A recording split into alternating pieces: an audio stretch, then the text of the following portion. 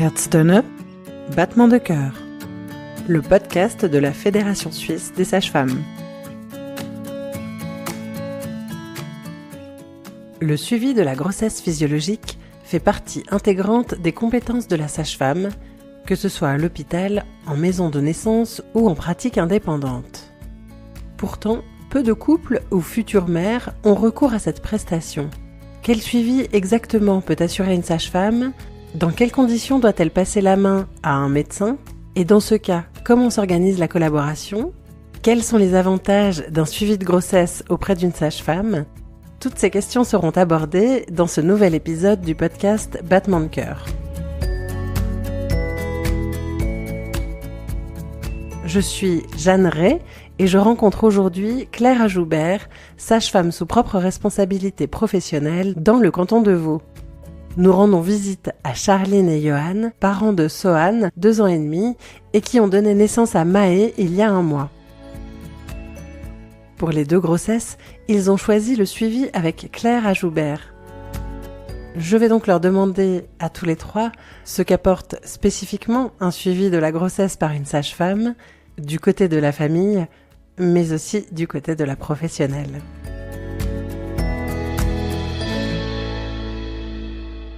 Bonjour Charline, bonjour Johan, bonjour Claire. Bonjour. Merci Charline et Johan de nous accueillir chez vous pour cette discussion. Est-ce que je peux vous demander déjà de commencer par vous présenter ? Donc moi c'est Charline, j'ai 36 ans. Du coup nous on vient d'avoir le 2e enfant et puis pour l'instant un peu de fatigue mais tout va bien. Comment il s'appelle ? Maë, le 2e. Et l'aîné ? Sohan. Et quel âge ils ont tous les 2 ? Alors Sohan il a bientôt 2 ans et demi et Maë il vient d'avoir 5 semaines.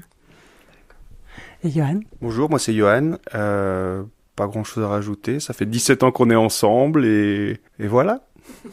Et Claire alors ? Bonjour, moi c'est Claire Ajoubert, je suis sage-femme indépendante dans la région de Nyon. Je fais ce qu'on appelle du suivi global, donc je suis les grossesses, j'accompagne les accouchements, je suis les mamans aussi dans le démarrage de leur vie avec leur bébé en postpartum, et ça depuis 17 ans maintenant.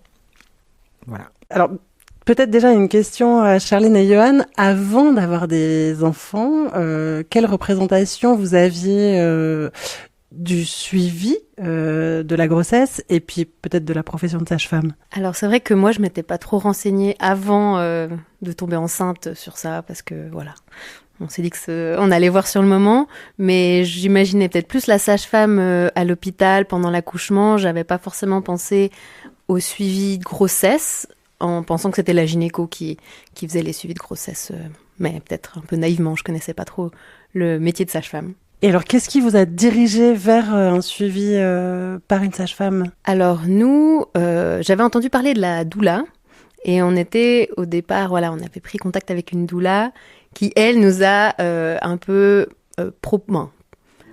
ouvert l'esprit sur la maison de naissance et sur le suivi sage-femme via la maison de naissance. Et donc, c'est là qu'on a fait appel à Claire. Et Johan, comment vous positionniez-vous avec ce suivi par une sage-femme ? En rebondissant sur ce que Charline disait, une fois qu'on commence à se plonger là-dedans, il y a 1 million de questions qui s'ouvrent. Et on était déjà assez tard parce qu'on a contacté Claire, Charline était à 5 mois de grossesse, je crois, donc c'était déjà bien avancé. Et on s'est dit, mais en fait, ce serait super de rencontrer quelqu'un, coup de chance, avec qui on s'entend bien, qui fasse justement, d'un coup, on s'est dit d'avoir quelqu'un qui nous suit, qui nous connaît avant, pendant, après, ça semblait assez idéal et logique. Donc, sur Sohan, on a eu le avant et le après, et puis pas le pendant. Mais sur Maë, on a tout eu. Et puis, en fait, dans les 2 cas, c'était très très bien comme ça. Je trouve que ça, on avance mieux. Voilà. Alors, on va y revenir sur effectivement, comment ça s'est passé le long de la grossesse, de l'accouchement, etc. Mais avant, j'aimerais demander à Claire, depuis quand tu assures des suivis de grossesse notamment, ou ce qu'on appelle le suivi global, donc grossesse, accouchement, postpartum. Et est-ce que dans toute ton activité, le suivi de grossesse, ça représente une grande partie de ton activité ? Alors moi, je pense que j'ai eu de la chance, contrairement peut-être à d'autres collègues, de le faire dès le début de ma pratique. En fait, donc je dis ça que c'est une chance parce que ça m'a permis de d'éviter d'avoir des appréhensions sur certaines pratiques, en tout cas, parce que j'ai été coachée d'une sage-femme qui faisait déjà ça aussi comme activité. Donc, pour le coup, ça fait donc 17 ans que je fais le tout.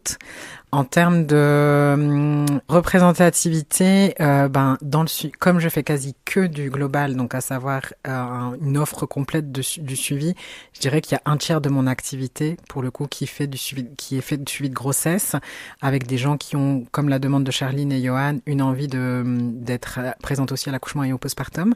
Et puis, je dirais que j'ai peut-être, 2-3 dames par année, donc c'est quand même très anecdotique, qui veulent que un suivi de grossesse et pas forcément le tout.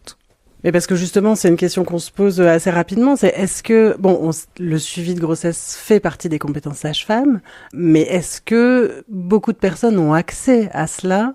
C'est vrai que c'est loin des représentations qu'on a habituellement du suivi lambda d'une grossesse. Je pense qu'au niveau suisse, effectivement, dans le process en fait d'une dame, je pense que quand elle découvre une grossesse, elle a tendance en fait à appeler son gynécologue qui va valider la grossesse, puis de manière complètement naturelle, les rendez-vous s'enchaînent chez le gynécologue. Et lui va plutôt vous parler de la sage-femme pour ou le cours de préparation à la naissance, ou le après, en fait, pour le postpartum. Et c'est vrai que de ce fait-là, la femme n'a pas cette possibilité, enfin en tout cas, elle n'a pas accès à ce champ de manière initiale en début de grossesse en disant tu peux aussi, parce que tu es une grossesse à bas risque ou à moyen risque, on peut collaborer avec la sage-femme, t'orienter vers la sage-femme. Donc c'est vrai que les femmes, elles viennent vers moi parce qu'elles sont dans un suivi global. Donc elles sont là, moi je veux quelqu'un à l'accouchement. Et comme dit Johan, il y avait quelque chose de l'ordre où je peux pas rencontrer la sage-femme dernière minute, puisque le but c'est quand même qu'elles me connaissent. Donc nous, elles vont venir plutôt vers nous dans le cadre d'accompagnement de suivi global. Et puis pour les femmes qui, de manière anecdotique, viennent, justement, c'est parce que elles viennent d'un autre pays. Mais ici, culturellement, c'est moins connu et le process se fait comme gynécologue et puis maternité.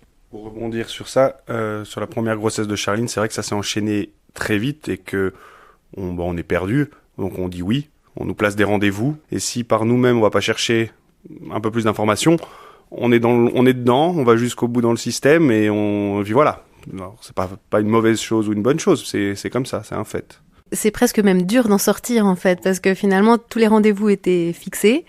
Et donc quand on a eu cette envie de maison de naissance et donc le suivi aussi par Claire de la grossesse, en fait c'était dur même physiquement d'annuler les rendez-vous et aussi par rapport à comment annoncer à la gynécologue. Donc c'était aussi dur d'annoncer ça. Alors Claire, justement, en quoi consiste ce suivi de grossesse précisément ? Et puis aussi, est-ce que ça veut dire qu'on ne doit plus voir de médecin ?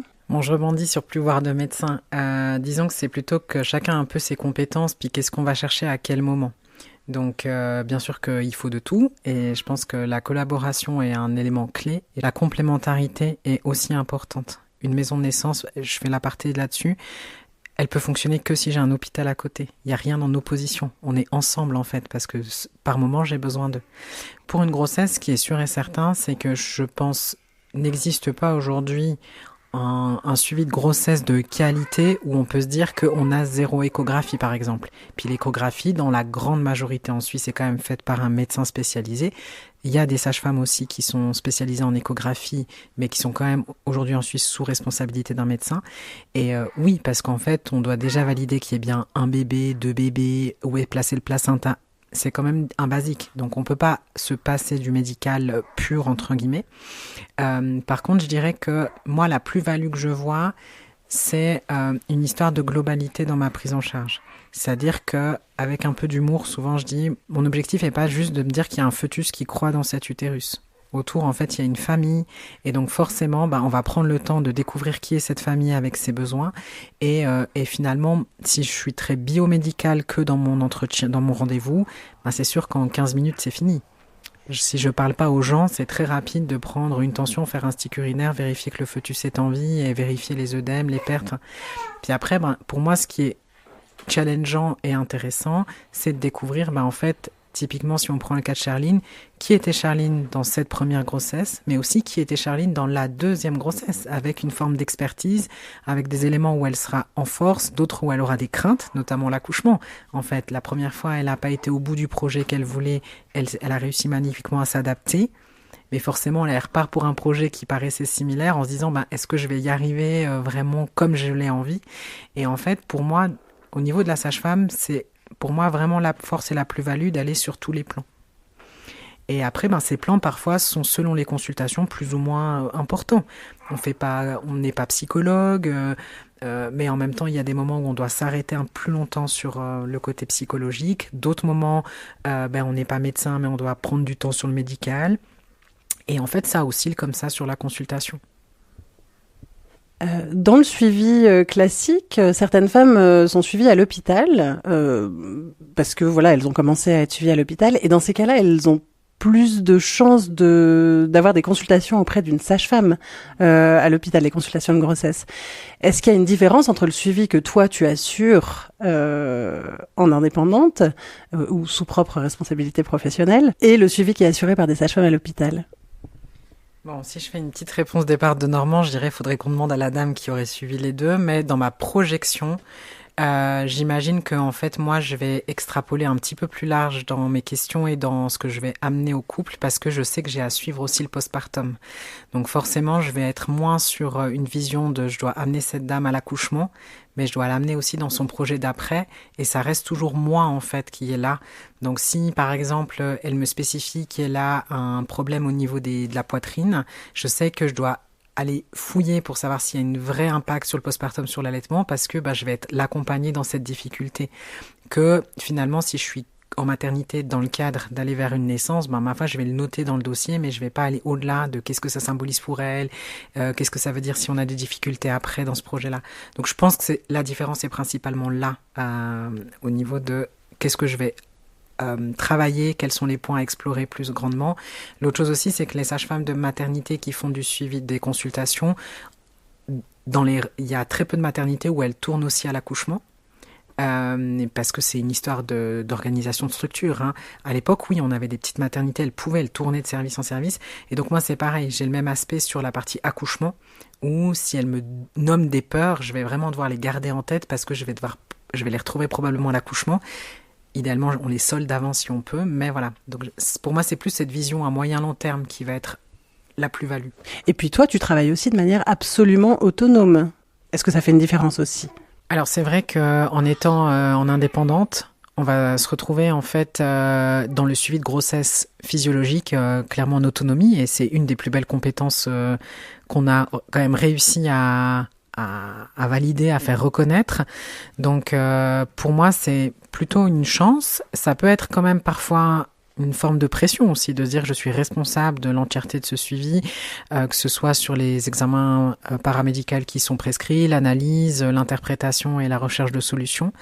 Mais pour moi, voilà, c'est plutôt quelque chose de challengeant et de gratifiant aussi dans notre profession, de faire reconnaître notre expertise en physiologie.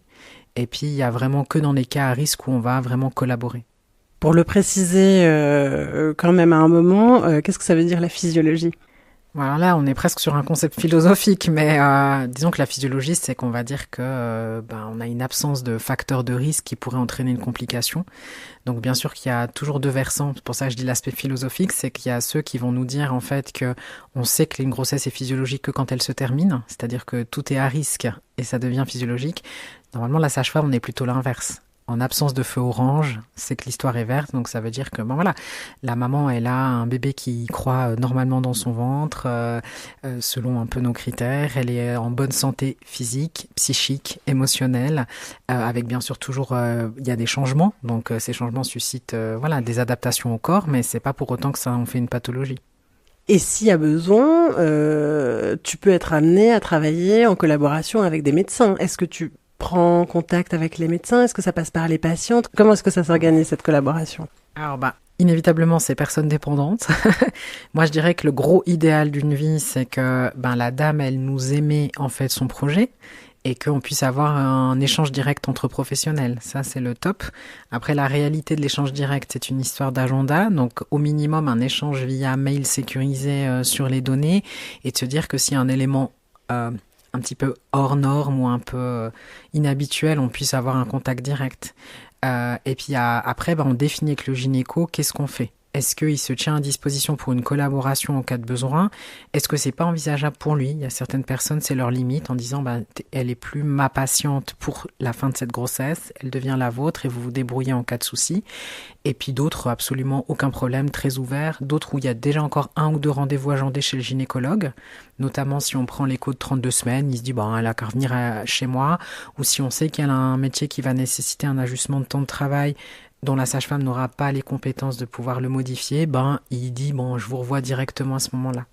Donc l'idée, c'est qu'en début de grossesse, on puisse faire un peu un plan de dans quelle mesure on pourrait collaborer ou pas, et savoir comment les gens se tiennent disponibles en cas d'inattendu. Charline, comment ça s'est passé pour vous? Du coup, vous avez rencontré Claire à 5 mois de grossesse. Comment ça s'est passé une fois que vous avez rencontré Claire? Alors c'est vrai que Claire, donc on nous l'avait recommandée et donc on l'a rencontrée donc au départ pour je crois juste discuter de voir comment allait la grossesse, je pense, pour voir aussi si justement tout allait bien dans ma grossesse, si je pouvais faire ce suivi et l'accouchement potentiellement en maison de naissance, si j'étais pas à risque.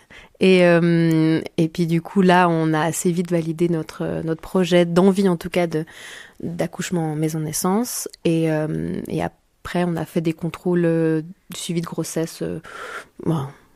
Juste après ça, en fait, on a arrêté avec la gynécologue et le cabinet gynécologique pour continuer avec Claire. Donc vous avez dû l'annoncer à votre gynéco. Comment ça s'est passé pour vous? Oui, donc quand on a pris la décision de continuer le suivi avec Claire Ajoubert, donc on a dû annoncer à notre gynécologue, ma gynécologue, et du coup là c'était vraiment, elle acceptait, mais fallait qu'on soit clair, qu'on arrête avec elle complètement et on fasse tout le reste avec la sage-femme.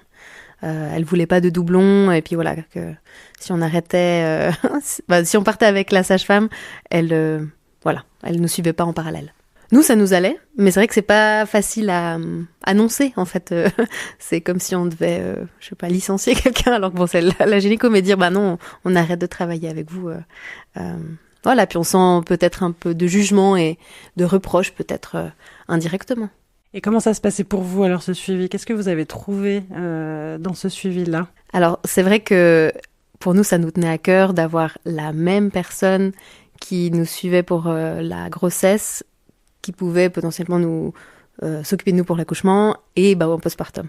Et puis comme disait Johan, c'était aussi qu'on s'entende bien avec la sage-femme, parce que c'est sûr que c'est des moments où on n'est pas toujours à l'aise de se déshabiller ou de parler de ce qui va bien, ce qui va pas. Et puis pour moi, c'était important de me sentir à l'aise et puis en confiance avec la personne. Et alors, Johan l'a déjà évoqué, l'accouchement finalement n'a pas pu avoir lieu en maison de naissance pour votre aîné. Est-ce que vous pouvez raconter pourquoi? Et puis surtout, qu'est-ce qui vous a fait revenir après quand même pour le deuxième auprès de Claire? Alors pour le premier accouchement, donc en fait on a commencé le travail en maison de naissance.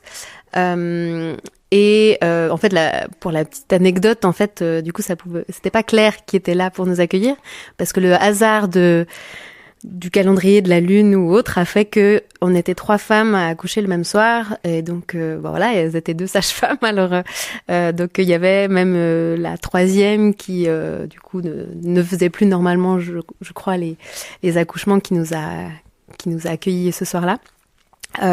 Et en fait, donc moi c'était un peu compliqué par rapport à de la tachycardie que je faisais, et puis aussi en parallèle, je dilatais plus, et puis donc ça a été décidé de me transférer à l'hôpital pour une péridurale, et puis finir.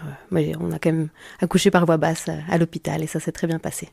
Mais vous êtes revenu quand même quelques temps après. Bon, alors Claire a suivi votre postpartum, évidemment, mais après vous avez souhaité retenter l'accouchement en maison de naissance et surtout avoir ce suivi global aussi auprès de Claire. C'est sûr qu'à la deuxième grossesse, c'était clair dès le départ pour Johan et moi qu'on voulait en fait refaire le suivi global avec Claire.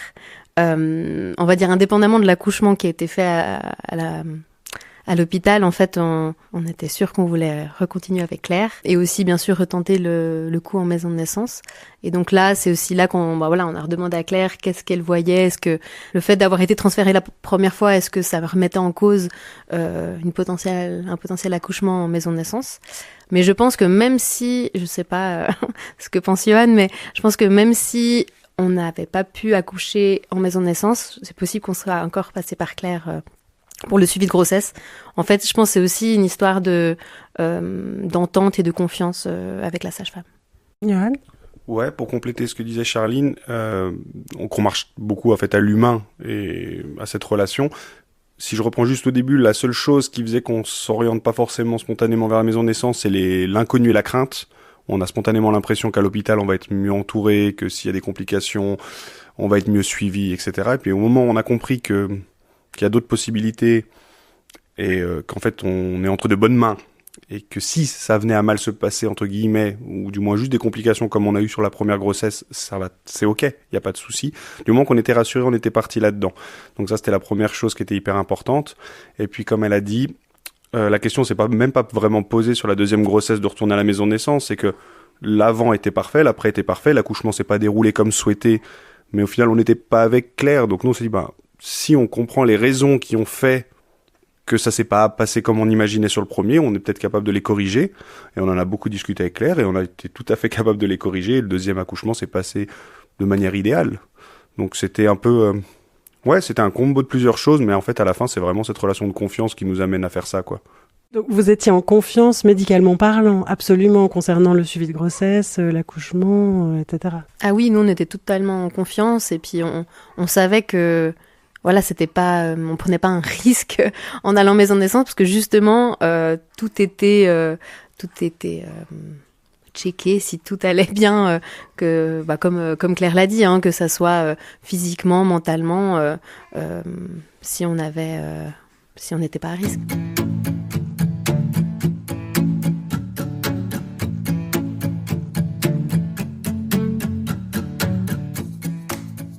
Claire, pour revenir au suivi, est-ce qu'il y a des limites dans le suivi que tu peux assurer ? Alors les limites, elles vont être au niveau de l'autonomie. Je pense que toute femme enceinte peut être suivie par une sage-femme. Elle va juste devoir avoir plus ou moins d'intervenants selon la complexité d'une éventuelle pathologie à différents niveaux.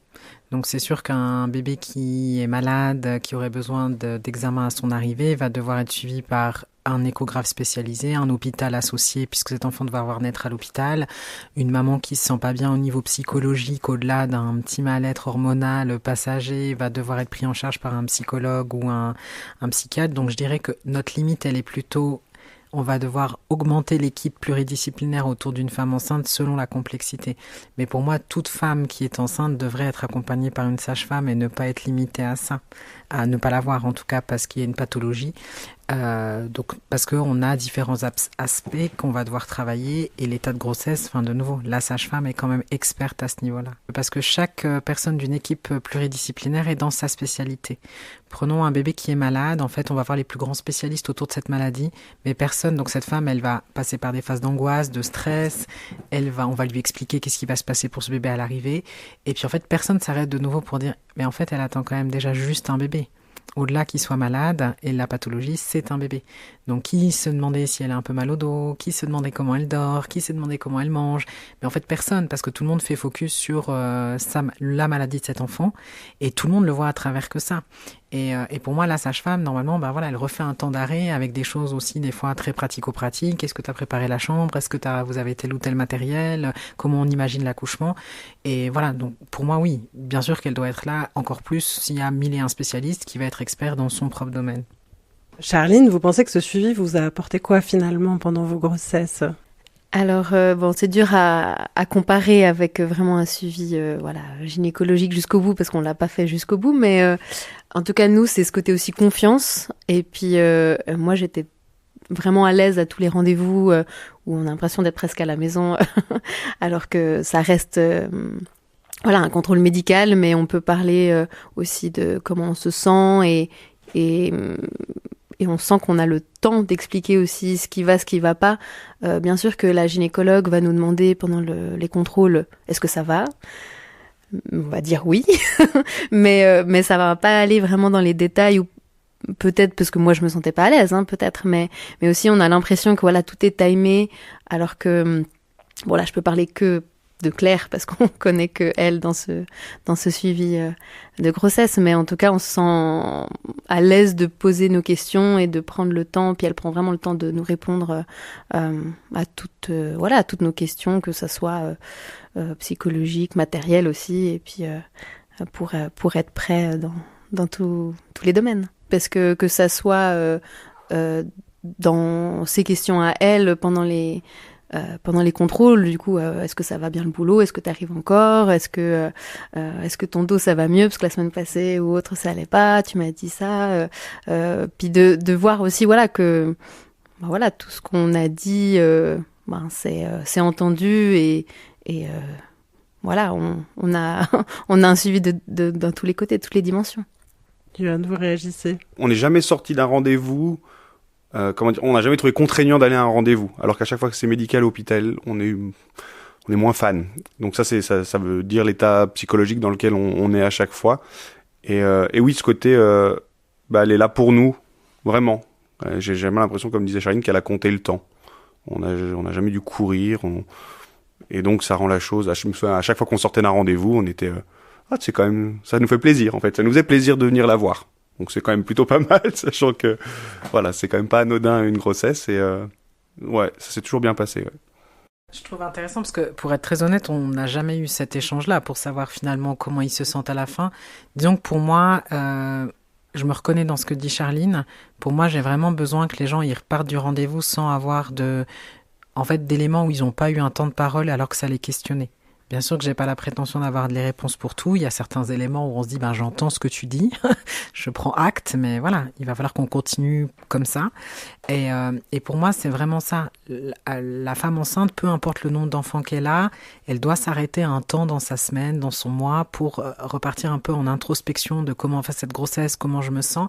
Et pour moi, le temps chez la sage-femme, il est à ce niveau-là.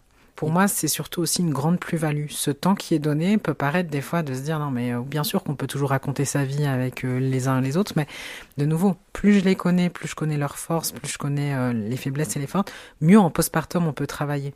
Et pour moi, c'est hyper intéressant parce que ce gain de temps, je l'aurai en postpartum. Moins je prends du temps avec les couples, plus les gens vont me ressolliciter entre mes rendez-vous, plus ils vont poser des questions parce que je n'y ai pas répondu. De me dire, je m'arrête un temps, voilà, on a balayé, et aussi leur donner de quoi s'armer face aux éventuels problèmes d'ici mon prochain rendez-vous. Voilà ce qui peut se passer, vous pouvez agir comme ça, comme ci, comme ça, avec toujours cette flexibilité de m'appeler. Ça, pour moi, c'est vraiment la plus-value de la sage-femme. Et ça, c'est notre chance dans la convention qu'on a, dans ce qui a été négocié pour nous. Tu veux dire convention tarifaire, c'est ça, hein ? Alors sur la convention tarifaire, ce qui est intéressant, c'est que nous, on est en termes quand même de temps et pas d'acte. Alors bien sûr qu'on va pas prendre du temps pour prendre du temps, c'est pas ce que je veux dire, mais ce que je veux dire par là, c'est que je dois pas faire une chose, je dois pas lui faire une prise de sang pour me dire que la consultation est rentable. Et là, pour moi, ça permet vraiment d'aller sur tous les aspects, comme on a dit, strates psychologiques, émotionnelles, médicales, biomédicales, parce que c'est une histoire de temps qualitatif. Et ça, pour moi, c'est vraiment un confort en termes de conditions de travail, et je dirais même un luxe, en fait, d'avoir ce temps. Au-delà de ce confort-là, très prosaïquement, c'est aussi dans une perspective de prévention, non ? De pouvoir accorder du temps dès la grossesse pour ce qui est en train d'arriver à ce couple, cette famille. Au niveau sage-femme, c'est effectivement le but. Le but a été de se dire qu'en fait, de nouveau, plus tu vas travailler en prévention, moins tu vas avoir de problèmes potentiels, et d'un point de vue étatique, tu coûteras moins cher à la société, concrètement quand même. Hein. Pour la femme, forcément, il y a quelque chose de très positif de ne pas avoir un problème qui s'est réalisé, au même titre que le conjoint, qui va ou le vivre aussi, ou le subir par ricochet, ainsi que pour la famille. Donc moi, c'est clair que la sage-femme, elle a un champ énorme d'action en termes préventifs, et peut-être c'est aussi notre plus-value je pense que le médecin l'a aussi, mais il a une formation plutôt curative, pathologie. On doit soigner une pathologie. Nous, l'idée de la sage-femme, comme on avait dit tout à l'heure, c'est vraiment de rester dans la physiologie au maximum. Alors, bien sûr qu'on doit avoir nos yeux en alerte parce qu'on doit repérer les signes d'un facteur de risque, mais vraiment d'essayer de maintenir les gens en physiologie. Et pour ça, c'est énormément de prévention. Alors, tu délivres des formations pour la Fédération suisse des sages-femmes, donc adressées à tes collègues sages-femmes sur le suivi de grossesse. Pourquoi les sages-femmes ont besoin de se reformer sur le suivi de grossesse ? Disons que pour la pratique en extra-hospitalier, donc de ne pas être affilié à une structure, très peu de sages-femmes font du suivi de grossesse. Donc la plupart du temps, c'est affilié à une pratique quand elles étaient en milieu hospitalier. Et puis en milieu hospitalier, on travaille quand même sous responsabilité du médecin chef de service. Et elles connaissent donc pas finalement cette autonomie pure, avec souvent beaucoup de peur. Elles voient plutôt souvent l'aspect limitant du suivi de grossesse, puisqu'on n'a pas une autonomie pleine en physiologie, oui, mais en facteur de risque, non. Donc elles ont tendance à se dire « Ah, mais si j'ai pas de médecin, je vais être limitée pour ça et ça, et je ne sais pas que faire. » C'est-à-dire, concrètement ? Alors concrètement, ça serait te dire je dépiste une infection urinaire, mais j'ai pas d'autonomie pour prescrire d'antibiotiques. Donc en fait, je suis bloquée, comment je fais ? Vaut mieux qu'elle aille tout de suite chez le médecin. Alors, il y a pas mal de suivi qu'on peut amener autour, et oui, pour cet élément-là, on demandera une prescription à un médecin, mais ça n'empêchera pas que tu peux apporter quand même un suivi assez grand et lourd pendant quelques mois à cette famille. Et donc en fait, ce qui est très drôle, c'est de se dire que cet aspect limitant, paradoxalement, toutes les sages-femmes qui font cette formation, elles me disent à chaque fois mais en fait, je suis là parce que j'ai envie. Ça résonne en elles ont parfois des demandes, puis elles sont là, mais j'aimerais vraiment, mais je sais pas trop comment, ça paraît un peu insurmontable. Et le fait de leur donner vraiment des outils, des manières de fonctionner, de reprendre bien sûr la loi et comment ça fonctionne en autonomie, c'est-à-dire sous sa propre responsabilité, et après derrière elles sont là, je me réjouis d'avoir la prochaine demande, parce que sinon elles vont un peu dans la facilité de je travaille sur ordonnance, et je ne développe pas l'autonomie. Ce qui est vraiment très dommage, parce que pour moi la sage-femme, elle a une part d'autonomie qui est énorme en fait. Mais d'ailleurs, ça va changer, ça, dans la loi bientôt. Les sages-femmes vont avoir plus d'autonomie de prescription, non ? Alors oui, ça c'est notre grande force en 2027. Le changement de la MAL a déjà été fait, puis on espère qu'il y a un passage rapide dans les ordonnances. Mais l'idée, c'est que notre limitation, elle était vraiment au niveau de l'ordonnance. Puis c'est vrai que c'est un peu... Alors, l'ordonnance peut être faite par la sage-femme, on peut délivrer un traitement à une maman, mais elle n'est pas forcément prise en charge, cette ordonnance, ce qui est forcément une forme d'aberration de se dire qu'on est limité à ça. Et en fait, oui, effectivement, on aura une autonomie beaucoup plus grande qui fera une cohérence dans l'autonomie, en fait. Donc ces prescriptions concernent des médicaments et des analyses, c'est ça ? Alors les analyses, on était déjà bien lotis, donc on n'avait pas de soucis. Ça, c'était déjà bien remboursé, c'était vraiment principalement pour les médicaments. Certaines analyses, notamment, en fait, c'est pour le bébé. Le bébé, on était effectivement pas pris en charge parce que c'était vraiment que le pédiatre qui pouvait refaire les bons. Alors que dans la vraie vie, on faisait déjà les prises de sang chez le bébé pour le suivi de jaunisse.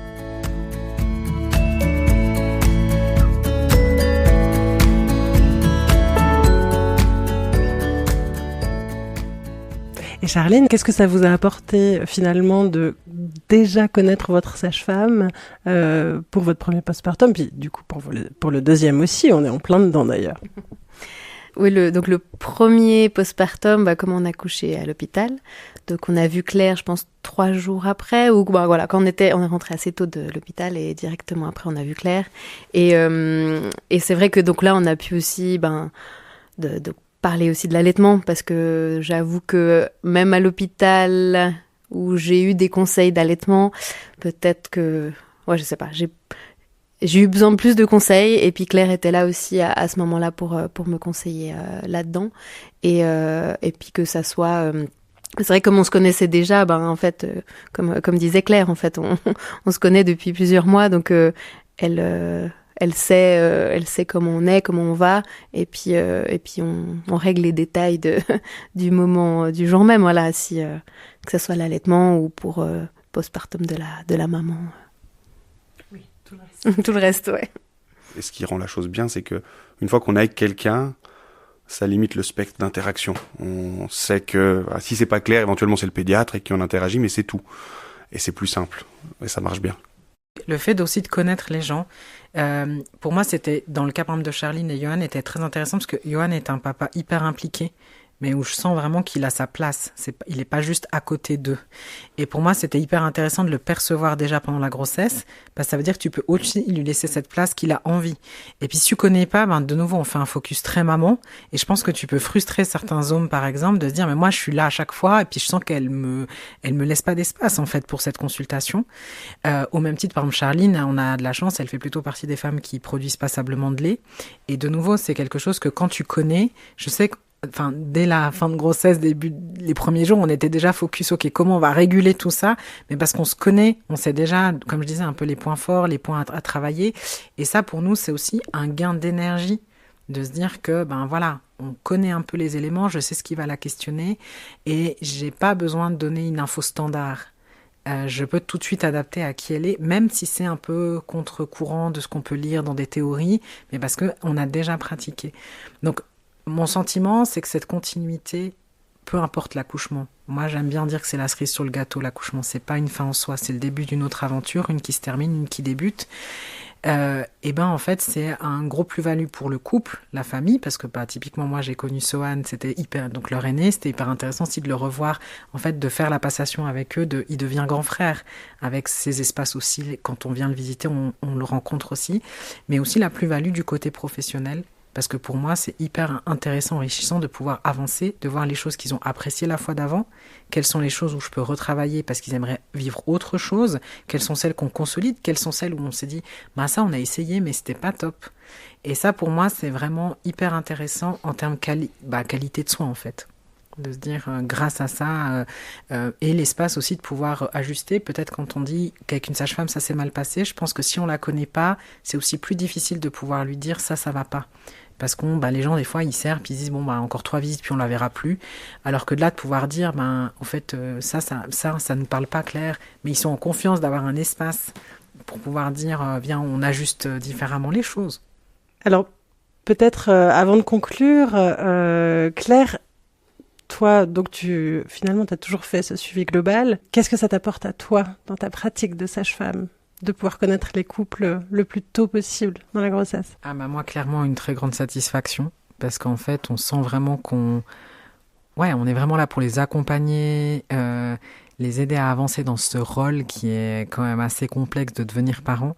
Et ça, pour moi, c'est vraiment hyper jouissif en tant que professionnel de me dire que dans ma journée j'amène ça aux gens sans ramener mes vérités mais vraiment dans l'accompagner à ce niveau-là mais bien sûr avec mon expertise médicale de pouvoir se dire je peux vraiment déceler des pathologies, accompagner ces gens mais en même temps vraiment les accompagner dans leur voie de parentalité. Donc pour moi je trouve que à mon niveau de clairage ouvert ma manière dont j'exerce est ma manière idéale. Où je me sens vraiment pleine dans les différents éléments, le avant, pendant, après. Et je suis contente si les gens en retour aussi se trouvent satisfaits de ce type d'accompagnement. Alors Charline et Johan, qu'est-ce que vous retirez vous de cette longue expérience maintenant que vous avez auprès de votre sage-femme, Johan? Que du positif, sachant qu'à la base on n'est pas du tout contre le médical ou les hôpitaux, on reste assez cartésien, scientifique et c'est pas quelque chose qui s'oppose dans notre tête, mais si on venait à refaire un enfant, on ferait la même chose. Je pense que c'est la meilleure décision qu'on a prise à ce niveau-là. Et je le recommanderais à des gens s'ils se sentent à l'aise de le faire en disant n'ayez pas de crainte, si vous êtes suivi par quelqu'un de compétent, allez-y quoi. Mais pour vous en tant que père, qu'est-ce que ça vous a apporté, vous pensez ? Comme disait Claire, et puis j'apprécie d'être impliqué. Enfin, je suis mis dans l'équation. Je suis pas mis de côté. On a toujours eu des conversations à 3. Et je trouve que c'est hyper agréable. Et puis ça me donne envie de continuer à jouer ce rôle. Parce que on trouve sa place, quoi. Et pour vous, Charline ? Moi aussi, en fait, après ces 2 expériences... en fait, on a eu des très belles expériences ici, donc en parlant à des amis ou à la famille, c'est pas que j'ai envie de les convaincre à ça, mais au moins de connaître en fait, parce qu'en fait, on connaît pas forcément les autres options que l'option tracée depuis le gynécologue. Et au moins, voilà, d'être ouvert à ça. Et puis, c'est vrai que nous, ça nous a donné confiance. Et puis, on a eu toutes les réponses aux questions qu'on avait. Et puis, et c'est pas fini. Merci. Merci. Merci beaucoup.